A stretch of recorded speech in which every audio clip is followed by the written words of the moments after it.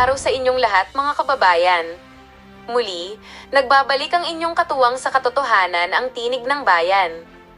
Ngayong araw, mayroon tayong hihimay na isang napakainit na kaganapan na naganap sa loob mismo ng ating Kongreso.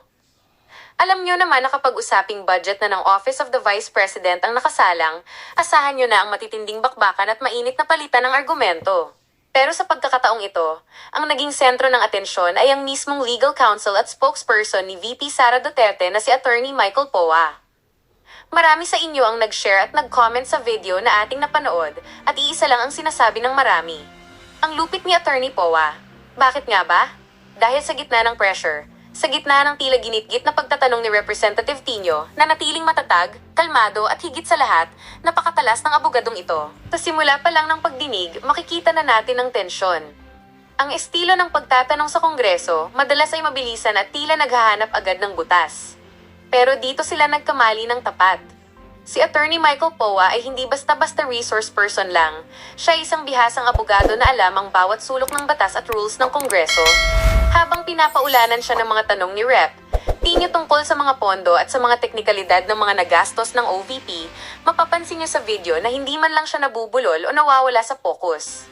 Ang bawat tugon niya ay direkta, maikli, at walang halong paligoy-ligoy. Ito ang klase ng pagsagot na talagang nakakabilib dahil kahit pilit siyang i-corner sa mga detalye, nakakahanap siya ng legal na paraan para ipaliwanag ang panig ng OVP nang hindi lumalabas na bastos o umiiwas sa tanong. Ang isa sa pinakatumatak na bahagi ng videong ito ay noong pilit na iginigiit ni Rep. Tino ang kanyang punto. Mapapansin niyo ang pagkakaiba ng isang politiko sa isang tunay na practitioner ng batas. Ang mambabatas madalas ay gumagamit ng tono na tila nag-iimbestiga at minsan ay may halong emosyon para makuha ang atensyon ng publiko. Pero si Attorney Poa, bawat salita niya ay may basehan. Kapag sumasagot siya, ramdam mo yung pagiging kalmado niya na tila ba ordinaryong usapan lang, kahit na ang totoo ay hot seat na ang kanyang kinaupuan. May mga pagkakataon sa video na tila napatigil ang nagtatanong dahil ang sagot ni Attorney Poa ay laging nakaangkla sa kung ano ang legal na proseso. Akala siguro ng iba, dahil resource person lang siya ay madali siyang mapapaamin o mapapao sa mga punto ni Tino. Pero ang nangyari, tila si Attorney Poa pa ang nagtuturo kung paano ang tamang interpretasyon ng mga rules. Kaya naman hindi natin masisisi ang mga netizens na magsabi na, kala mo kasi mga abogado, hindi naman. Ramdam ng taumbayan ng frustrations kapag ang isang pagdinig na dapat ay para sa pagbusisi ng budget ay nagmumukhang personalan na o masyadong agresibo. Pero dahil kay Attorney Poa, nagkaroon ng balanse. Ipinakita niya na hindi kailangang sumigaw, hindi kailangang maging agresibo para ipagtanggol ang iyong panig. Ang kailangan lang ay malalim na kaalaman at ang kakayahang manatiling propesyonal sa kabila ng paulit-ulit na katanungan. Ito ang tunay na lupit na hinahangaan ng marami, ang talino na ginagamit sa tamang lugar at tamang paraan. Sa bawat sagot ni Attorney Poa sa video, makikita natin ang importansya ng pagkakaroon ng isang mahusay na abogado sa tabi mo. Hindi lang ito tungkol sa pagtatanggol kay VP Sara. Ito ay tungkol sa pagtiyak na ang bawat tanong ay nasasagot ng may tamang konteksto. Sa loob ng ilang minuto ng palitang iyon, napatunayan na ang katotohanan ay hindi kayang baluktutin ng matitinding pananalita. Ang batas ay batas at ito ang naging sandata ni Attorney Poa sa loob ng plenaryo. Marami ang nagsasabi na sana ganito lahat ang mga resource persons, marunong tumindig, kalmado, at hindi nagpapadala sa pressure ng camera at ng mga mambabatas. Sa huli, ano nga ba ang aral na makukuha natin dito based sa link na ibinigay nyo? Sa ilalim ng ating gobyerno, mahalaga ang checks and balances. Karapatan ng mga mambabatas gaya ni Tino na magtanong, pero karapatan din ng mga resource persons na sumagot ng may dignidad at based sa kanilang kaalaman sa batas. Ang ipinamalas ni Attorney Michael Poa ay isang ehemplo ng kung paano dapat humarap sa isang congressional hearing. Hindi ito tungkol sa kung kaninong panig ka, kundi tungkol sa kung paano dapat ginagawa ang isang maayos at matalinong diskurso. Uhaw ang mga Pilipino sa ganitong klaseng eksena, yung may substance, yung may talino, at yung hindi nadadala sa puro ingay lang. Kaya naman dito sa Tinig ng Bayan, patuloy nating babantayan ang mga kaganapang ito. Hindi tayo papayag na emosyon lang ang manaig sa ating mga balita. Susuriin natin ang bawat video at bawat pahayag para mailabas ang tunay na kwento sa likod ng mga headline. Ang galing na ipinakita ni Attorney Poa ay isang paalala na sa gitna ng init ng politika, ang pagiging kalmado at pagiging maalam sa batas ang pinakamabisang depensa. Kayo, mga kababayan, ano ang inyong naging reaksyon nang mapanood nyo ang palitang ito ni na Attorney Poa at Rep. Tino? Bilib din ba kayo sa husay ng abogado ng OVP? O sa tingin nyo ba ay may dapat pang mas nilinaw sa mga tanong ng mambabatas? I-comment nyo ang inyong mga saloobin sa ibaba dahil ang inyong boses ay mahalaga sa ating malayang talakayan. Huwag kalimutang i-like ang videong ito at i-share sa inyong mga kaibigan para marami pa ang makaalam ng totoong nangyari sa pagdinig na ito. At syempre, kung bago ka pa lang sa ating channel, huwag kalimutang mag-subscribe at pindutin ang notification bell para lagi kang updated sa mga pinakamainit na issue sa ating bansa. Muli, ito ang inyong katuwang sa paghahanap ng katotohanan, ang Tinig ng Bayan. Maraming salamat sa inyong pananood at hanggang sa susunod nating video. Mabuhay ang Pilipinas! My questions to Attorney Poa. Attorney Poa, magandang hapon po. Narito po kayo bilang dating spokesperson, chief of staff with rank of undersecretary ng Department of Education sa ilalim ni dating DepEd Secretary and of course Vice President Sara Duterte. Tama po? Madam Chair, Your Honor, tama po yun. Tama po ba yung mga titulong minanggit ko? Tama po. Tama. Okay. Chief of Staff, spokesperson, rank of Undersecretary. Okay. And of course, sa nakaraang kongreso ay isa kayo sa mga resource persons sa mga hearing ng Committee on Good Government chaired by the Honorable Chua. At nabanggit na kanina na inadmit na at bahagi na ng proceedings yung mga records nito, no? Including yung mga sworn testimony po ninyo. Hindi po ba? Tama Madam po. Chair, Your Honor, tama po. Tama po. Madam Chair, meron lang po akong ilang clips ng mga specific testimony niya nung panahong yon na gusto ko lang po magtanong ng ilang clarificatory questions kaugnay dito. Una po, let me point out na sa Sabalya complaint po, page 90 of the Sabalya complaint ay nandoon po ang pagbanggit nito. In paragraph 269, high-ranking officials of the Department of Education testified before Congress that they received multiple envelopes containing cash amounts ranging from 12,000 to 50,000 pesos. These officials believed that these envelopes came directly from VP Sara, with one former DepEd spokesperson, Michael Poa, testifying that he received envelopes directly from VP Sara herself. So yan po ay nasa Sabalya complaint. Tapos, nandyan po yung clip nung testimonya niya mismo kung pwede pong ma-play natin. May we know from the committee secretariat if the video of Attorney Poa admitting to having received that envelope with certain amount of money is already available? Okay. Kindly play the video. Yes, sir. When I was Hope, sir, I became Hope, no? I can categorically say I was not able to receive a single envelope at all. But do remember sometime December 2022 or early December, I did receive an envelope, just minimal amount. And at times, pag nagsasabi, may mga times kasi, sir, na candidly, medyo napagalitan ako because nag-aabono daw ako. Because when people come to me as a spokesperson, sometimes they tell problems. I would give, at the end of the day, ang kailangan lang pala nila, 3,000, 5,000. So nagbibigay ako personally. So there were instances, occasional, although not regularly, not like monthly at all, that I would receive, but not from ASEC Shine. I would, when I would tell the VP, like nung Christmas, the VP gave it to me herself. There are times. But yes, yes, sir. When I was Hope, sir, I became Hope, no? I can categorically say I was not able to receive Kumulit na po. Pwede pong i-pause na muna. Okay. So, yun po yung unang clip. At sabi nyo, when I was Hope, sir. Pwede po bang ilinaw lang? Ano ibig sabihin ng Hope? Head of procuring entity po. Head of procuring entity. So, hindi nyo po nabanggit na or banggitin natin for the record na aside from being spokesperson and chief of staff, Po. kayo rin po ang head of procuring entity. Only for a certain time po. Madam Chair, sorry. Madam Chair. Sige, Madam please Chair, clarify Your Honor. po. Opo. If I may just clarify on all the dates, Your Honor, para lang klaro tayo. Okay. Kasi I think dun sa subpoena, mali din yung dates. Ay, as opo, Chief of please Staff. clarify then. When I was hired sa DepEd, I was hired as a spokesperson with a rank of Director 4. That was back in July 2022. Ngayon po, yung pagiging Undersecretary and Chief of Staff ko po, Your Honor, it wasn't until April 1, 2023 kung kailan ako na-appoint as Undersecretary and Chief of Staff. And then yung Hope po, ako po yung naging Hope October, I have the date here just to be exact, no?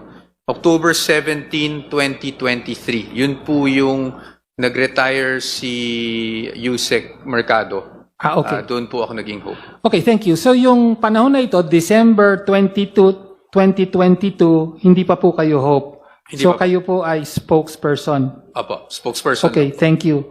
And then, you received an envelope containing an amount from ang importante pong sinabi niyo rito, the VP gave it to me herself po. Apo, Tama po. Binigyan po kayo mismo direkta apo. ng envelope ni Vice President Sara Duterte. Ngayon, as to the amount, hindi niyo po binabanggit dito. By the way, Madam Chair, this is from the transcript of October 17, 2024. Wala pong binanggit about the amount. But in a subsequent hearing, November 5, 2024, ay may mababanggit na po na amount. Please play the second clip po. Attorney Powa, do you remember receiving an envelope that has about 200,000 in it? Mr. Chair, Your Honor, no. The simple answer is no. The biggest, if I need to share, Yeah, go probably, when one time nakwento ko nga na nag-reimburse ako because of the media party, no, for, just to host the media for Christmas, I was given around 20 to 25 at that time, which was, well, to be candid, lower pa than what I made abono, but who are we to, diba? So, but never, definitely not 200, not 100,000, not 50,000. Okay. Oh, Miss Catalan. Okay, thank you. So dito po, sinabi nyo na I was given, so just to clarify, yung pinag-uusapan yung insidente na binigyan kayo, dalawa po kasing magkakaibang hearing to. This is the same incident. If I may just contextualize everything. Yes, please. Your Honor. Kasi there were several incidents na nire-reimburse ako, although hindi siya yung monthly, no? So, for example, Your Honor, that incident that we were pertaining to, the same incident, close to December, because we had to host, alam nyo na, yung fellowship ng media, kinulang po yung budget ng DepEd, so naglabas ako ng sarili kong pera. So that's what happened. Now, in other incidents, similarly, that's why I had to really categorically say that these were reimbursements for personal expenses that I personally shelled out po. Okay. So binigyan po kayo ng binigyan kayo sa isang envelope ni Vice President Sara Duterte ng 20 to 25,000 pesos noong December 2022. Tama Opo. po? Hindi ko na po matandaan kung 20 to 25, but yes, it was the same. Well, it yun yung was the sinabi same. nyo rito. Yes po, ito po. Okay. Okay, so binigyan kayo nun. Tapos, parang binanggit mo na rin, hindi ito yung iisang pagkakataon na binibigyan kayo. Kasi sabi nyo dito, the biggest if I need to share, so implying that you received more than once. Tama po? Madam Chair, yes. Yes. Okay.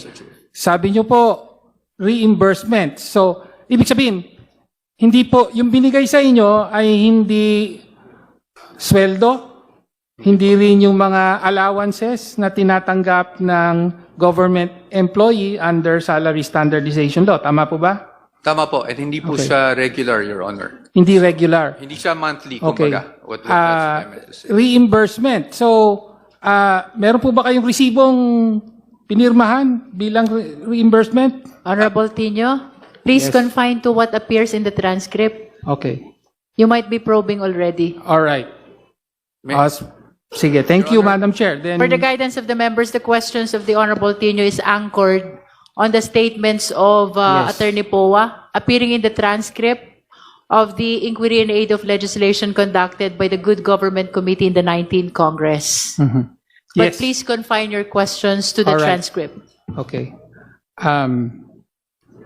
You didn't, okay. So, reimbursements po ang intindi nyo dito.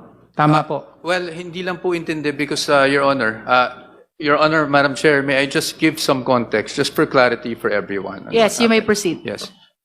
I'll give you an example po, a very concrete example. Pumunta po kami ng ating Vice Presidente noon when she was Secretary of Education sa isang burol. No? After po ng burol na yun, marami nagpapapicture sa kanya. May mga lumalapit po, may lumapit po na bata. Nagbebenta po ng mga damit. It was Shein na damit. I don't know if I'm correct, if I'm saying it correctly. But she said, tulungan natin.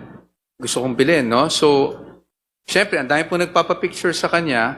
Ako po yung naglabas ng pera para po mabayaran yung binibentang damit. At pagkatapos po nun, a few days after, naalala niya, tinanong niya sa akin kung magkano nagastos ko.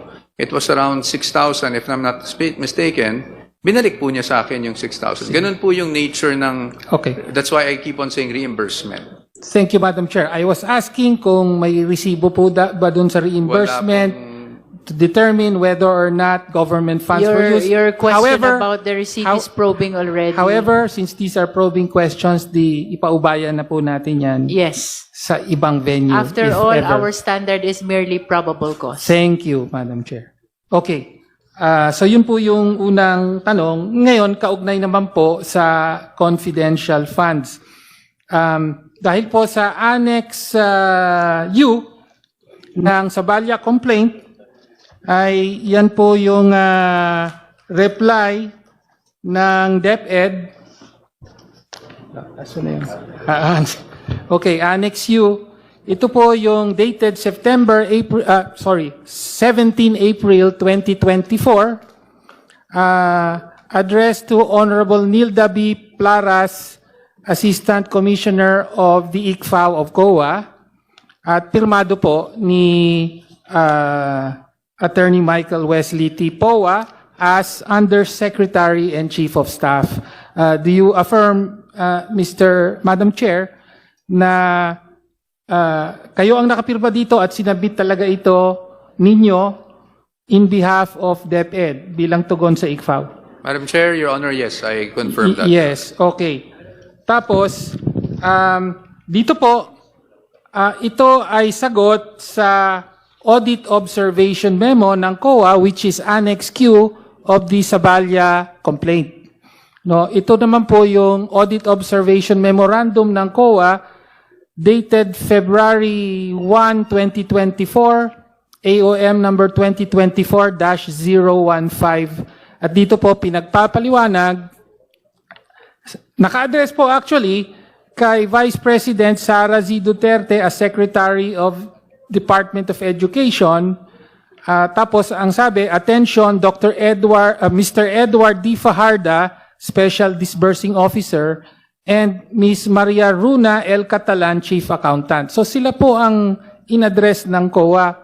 Pero kayo po ang sumagot. Bakit po ganun? Madam Chair, Your Honor, kasi po, ang proseso po sa DepEd, pag dumating po ang AOM, ang una pong nakakatanggap niyan ay Undersecretary of Finance. And from the Undersecretary of Finance, nire-refer po yan dun sa mismong opisina that is subject of the AOM. In this case, I was actually both.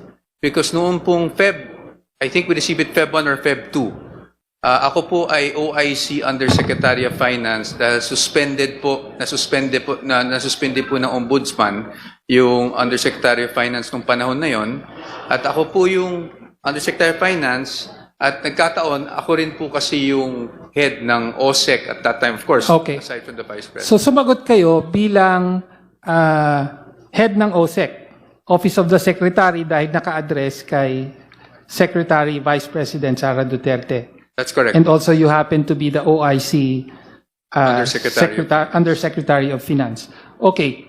Ngayon, bahagi po, so yung COA nga po nagpapalinaw dahil sa tingin nila may mga, sabi ng COA, parang questionable expenses na hindi alinsunod sa Joint Circular on Confidential Funds. Tama po ba? If I may be accurate, Madam Chair, Your Honor, humihingi po ng mga documentation. Ang sinasabi po Yes. ng COA, lacking po sa supporting documents yung mga naging submission ng DepEd prior to the AOM. Well, yun lang, isa lang po yun sa mga sinabi ng COA sa AOM. Merong kulang ng dokumento, pero meron din pong mga kine-question na expenses. So for example, sa accomplishment report nyo, sabi nyo, meron kayong binanggit na payment of incentives or traveling relative to the confidential operations. At sinabi ng COA rito, the above enumerated expenses are not among the confidential expenses enumerated in item 4.8 of JC number 2015.01. So, hiningi kayo ng dokumento sa ibang bahagi, pero dito sabi, yung sinubmit yung expense, hindi kasama sa authorized expenses. At sumagot kayo doon. Ang sagot nyo po ay, kaugnay doon, babasahin ko po yung sagot nyo. Sabi nyo rito, the payment for traveling relative to the confidential operations qualify as rental of transport vehicle. So, gina-justify nyo po. At sabi nyo, as an additional incentive to operatives and agents, unmarked private vehicles were rented and provided to support surveillance and casing activities. So, you were making a statement of fact na ginamit ito, were rented and provided to support surveillance and casing activities. Tama po. Tama po, Your Honor, but that Thank was you. based on my No, discussion with yun lang. the- Tama. Yun ang sinabi mo. Apo. Tama. Okay. Tapos, ang isa pang, Just for the guidance of the members, Congressman Tino is reading from the letter of Attorney Poa yes. in response to the AOM Yes. of DepEd. Yes, Your Yes. Honor. And that letter is part of the documents which were submitted to us by COA, as well as part of the documents submitted to us by the head of the Legislative Archive. That's for the record. Thank you, Madam Chair. But please confine to the letter. Yes. And then, kasama din nga po yung humihingi ng dagdag na dokumento ang COA sa inyo. At ito po ang inyong sagot. Ang sagot nyo naman ay ito.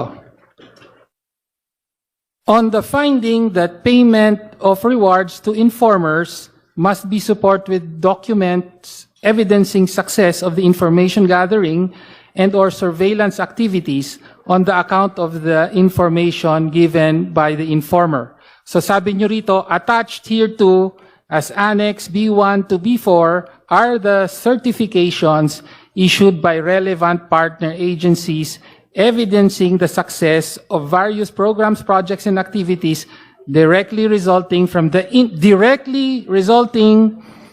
information provided by informers during the specified period. Yun po ang sagot nyo. Tama po. I confirm that. Tama po. And then, kasama po sa Annex V ng Annex V, V1, V2, V3 ng Sabaya complaint, yung mga certifications na binabanggit nyo. So these are certifications by various Army Infantry Divisions. 1st Infantry Division, 5th Infantry Division, 7th Infantry Division, and so on. Na sinasabi nila na naglunsad sila ng mga youth leadership seminar sa kanilang mga area of responsibility. Tama po ba? Tama po, Your Honor. Tama po. Okay. Okay. So, iyan po ang ilan sa mga nilalaman ng sagot ng DepEd through USEC POA sa AOM ng COA, kaugnay sa paggamit ng confidential funds. Ngayon, pero sa nakaraang hearing, meron din kayong mga admission. Pwede po bang i-play natin yung clip? Secretariat, please play the admission of the video of admission of Attorney Poa. Yes. I understand the nature of confidential funds, but on how it is actually operationalized or used on the ground, under oath, I would like to state for the record that I'm really not aware. Hindi ko po nakita yung fund, hindi ko po alam kung paano siya ino-operationalize on the ground. Ang participation ko po ay naganap nung ako po ay OIC for finance kasi at that time, nung na-receive namin yung AOM. And we had to respond to the AOM. And so because we had to respond to the AOM, I had to get all the documentation that COA was asking for po through that AOM. So, ibig sabihin po, hinihingi nyo lamang po itong mga documentation na to para lang ma-justify kung paano ginamit. Pero in actual, hindi talaga doon ginamit. Tama po ba? Parang ganun ang pagkakaintindi ko eh. Parang hinihingi nyo lang po yung certification nung nilabasan na kayo ng AOM. Tama po. Tama po? Tama po. Tama po, okay, okay. So, ayun po. So, una, malinaw po, kayo pa nagsabi, under oath, I would like to state for the record that I am really not aware, hindi ko po nakita yung fund, hindi ko po alam kung paano siya ini-operationalize on the ground. So, inamin nyo po under oath na wala talaga kayong alam kung paano ginamit yung confidential funds. Tama naman po. Tama I've naman always po. been Okay, thank you. consistent with that, Thank Your you. Okay. So, at binanggit din nga po, yung mga certifications na inattach nyo, na hinihingi ng COA, actually, hindi nyo naman talaga alam kung may kinalaman ito sa paggamit ng confidential funds o hindi. Tama po? Your Honor, Yes or no? Your Honor, it's not a yes or no answer. It's kasi not a po, yes or no. If with all due Please, respect, let's if I allow may- Attorney Poa to answer the if I may, Sige po. question. because that- You may proceed, the Attorney clip Poa. was- Sige po. The clip was spliced, and I hope that we can refer the Spliced? committee to the entire transcript. Okay. Your Honor, I explained. Well, Madam Chair, pakiklaro lang po kasi sinabi pa po niya, the clip was spliced, parang may pinagdugtong. Wala Hindi pong po, sorry po, splicing Your doon. Opo. Your Honor, I apologize for Yes, that. thank That is you. not what I meant. Nakat lang po dun sa dulo. What I was saying, Your Honor, is if I think the good chairman of the good government was also here, was at that time, since I did not have any personal knowledge on the operations, utilization, disbursement of confidential funds, that I had to rely on the documents that were submitted to me. At that time, Your Honor, when I received the AOM, of course, I had to talk to the SDO, the Special Disbursing Officer, to say saan natin kukunin itong mga documents na hiningi ng COA. I was referred to USEC Mempin, if you remember, at that time. And so I asked USEC Mempin for those. I did not even ask for certifications, which is also stated in the transcripts. I asked for accomplishment reports, Your Honor. But again, Your Honor, I apologize to the Honorable Tino by using the word splice. I think that was inaccurate, and I really apologize Thank for you. that, Your Honor. Okay. So actually, I have the whole transcript here. No? So actually, kayo rin ang humingi kay USEC Mempin ng mga certifications. Pero, may alam ba o wala si USEC Mempin sa paggamit ng confidential funds? Your Honor, yun, hindi ko po masasagot. Hindi niyo po masasagot. Okay. My manifestation is that as per the COA guidelines, ang may alam lang po ng kaya nga confidential funds, ang may alam lang po ng paggamit ng confidential funds ay ang Vice President as head of agency or the Special Disbursing Officer. At si USEC Mempin, siya po ba ang Special Disbursing Officer? Hindi po. Hindi Your po. Honor. So, imposible rin na may alam si Yusek Mempin dito. So, in other words, to conclude, Madam Chair, ang nais po lang nating mailinaw dito ay gumawa kayo ng sagot sa mga paglilinaw na hinihingi ng COA sa kung paano ginamit ang confidential funds ng DepEd. Sumagot kayo kahit aminado kayo ngayon na wala talaga kayong kaalam-alam sa kung paano ito ginamit. That is Tama po a ba? manifestation, Congressman Tino. Ah, You should not be raising that question to Attorney Poa. At dyan nagtatapos ang usapan natin ngayon. Kung may gusto kang idagdag o reaksyon, i-comment mo lang sa baba. Boses mo'y mahalaga. Huwag kalimutang i-like, share, at subscribe para sama-sama nating palakasin ang tinig ng bayan. Hanggang sa susunod, tandaan, ang may alam, may laban! Awesome!